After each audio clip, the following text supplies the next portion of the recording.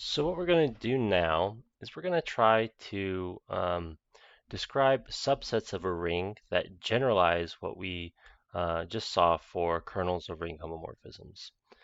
We're going to say that a subset I of a ring, not necessarily a commutative ring, R is called an ideal if the following: 0 is an I, so you have to have 0. The ring here is clear, so I'm not going to subscript it. 2, for all xy in I, x plus y is also in this subset. And 3, for all x in I and for all r in R, we get, let me put it in implies here to make it clear, it's something we have to check. Implies Rx and Xr are both in I. So when it satisfies the subset satisfy these three conditions, we call it an ideal. And as we saw, we have to have 0, so you must have 0. This is a non-empty condition. Secondly, there should be closure under addition, and we should somehow absorb multiplication by R.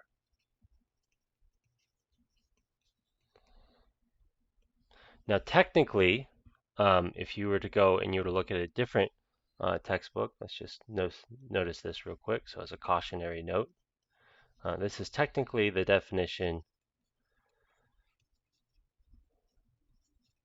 of a two-sided ideal. When your ring is commutative, which is the setting we're mainly going to be interested in, the two-sided ideals and ideals mean the same thing. There's no sides. But if your ring is non-commutative, which we will look at examples of that, there's a notion of only absorbing multiplication on the left by R or only absorbing multiplication on the right by R. So this gives you an idea, the concept of a left ideal and a right ideal. And for this introductory course, we're not going to go into that. So I just want to point out that this is not the usual definition of an ideal. This is that of a two-sided ideal, but it's the only type of ideal we're going to consider. So I felt a little bit silly writing two-sided ideal everywhere. So we're going to say an ideal is a two-sided ideal in this class. And if you don't, it's not something to worry about. If you know the difference, just ideal means two-sided ideal. Okay.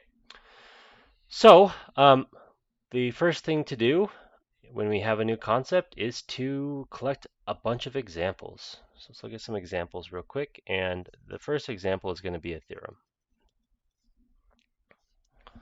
All right. So a theorem is, suppose R is a ring. Any ring, your favorite ring. Then the subset that just contains 0 and R, these are both ideals. So we have two things here, and they're both ideals. So let's check it real quick. So let's start with 0.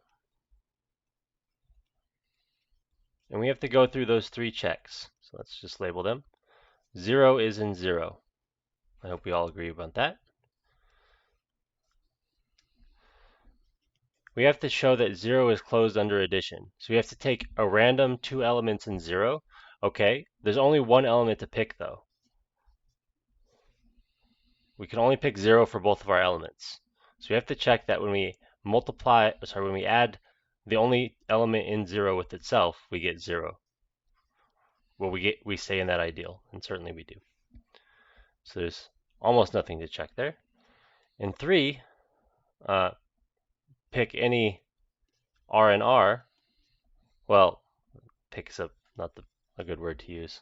Let's say let R be an R, and let's take the only element of 0, of the 0 subset. Then R times 0 is the same as 0 times R is 0, because so it's a fact we proved. Is that in 0? Yeah. All right, cool.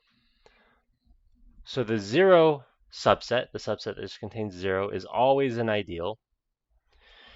Now let's do R. R is certainly a subset of R, right? Every set's a subset of itself. Is 0 in R? Yeah. Is R closed under addition? Well, R is a ring, so yeah, it's closed under addition. Is R closed under multiplying by elements of R? Well, yeah, R is a ring, so it's closed under multiplication. So these last two checks are, there's nothing to check, it's just the definition of a ring. So, is it ideal? Yeah. So we conclude that both 0 and R are ideals.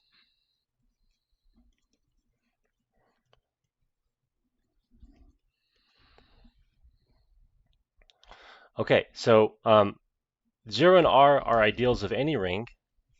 And when you have that happening, when you have sort of these examples that always exist, usually they're called trivial examples. So we say that 0 and R are the trivial ideals.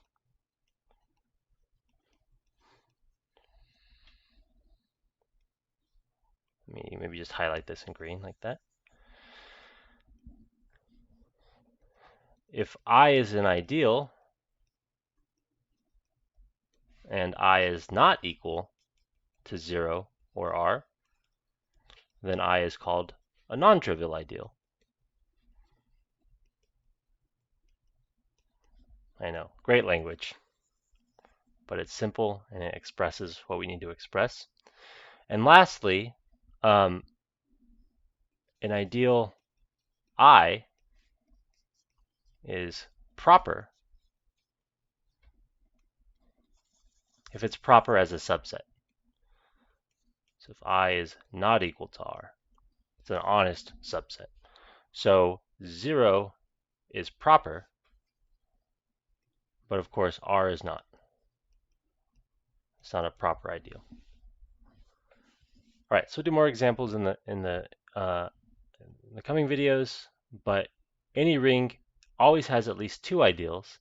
It has 0 and R.